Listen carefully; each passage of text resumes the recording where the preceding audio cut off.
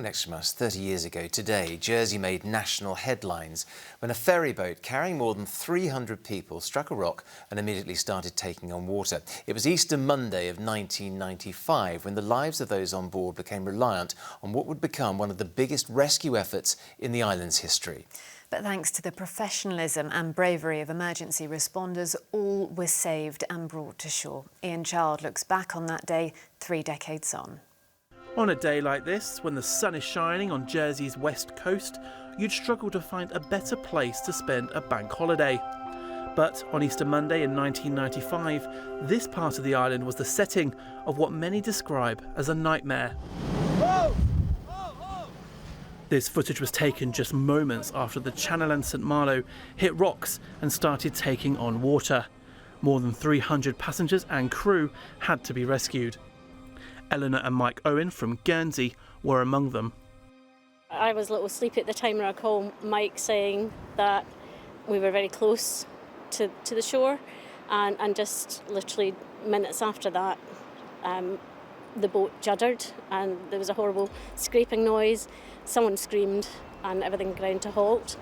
There was water started coming through the floor, so much so that we were actually holding on at an angle because the other side was submerged in the water, and we were looking outside just at the sea, and sort of we were thinking, what should we do? Should we just go for it? Because we didn't obviously want to get trapped inside when it went, if it went down.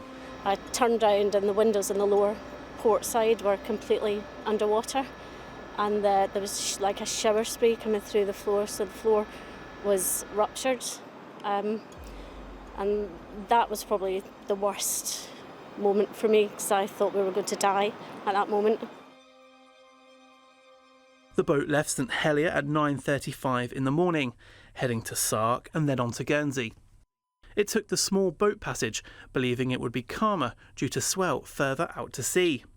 But when the captain veered off course to avoid some fishing buoys, the vessel hit the half-submerged Lafuki rock and immediately started taking on water.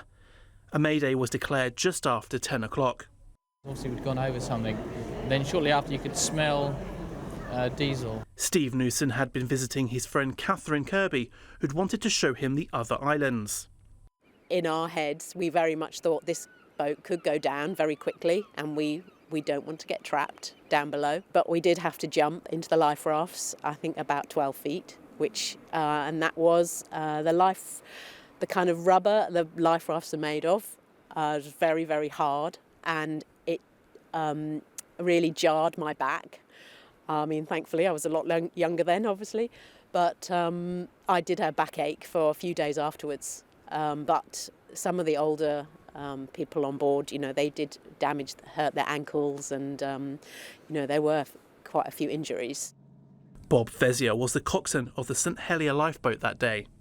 You could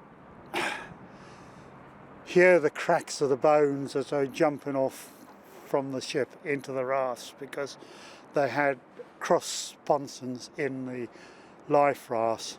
So what looked like a clear deck, there was a solid sponson across, and they were hitting that quite hard.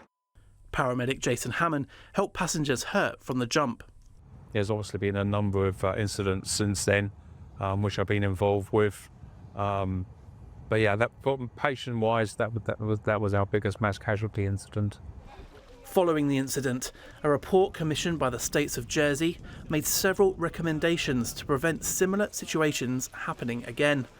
One of them included a total ban on commercial and passenger ferries using the route the St Malo took that day.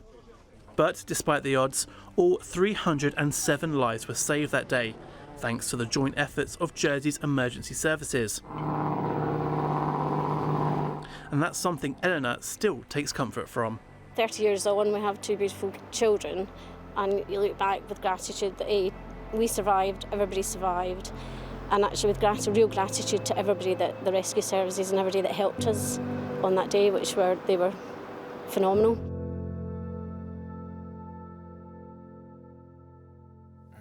Ian Child with the report there. Amazing rescue, and also what memories as well, wasn't it? Absolutely.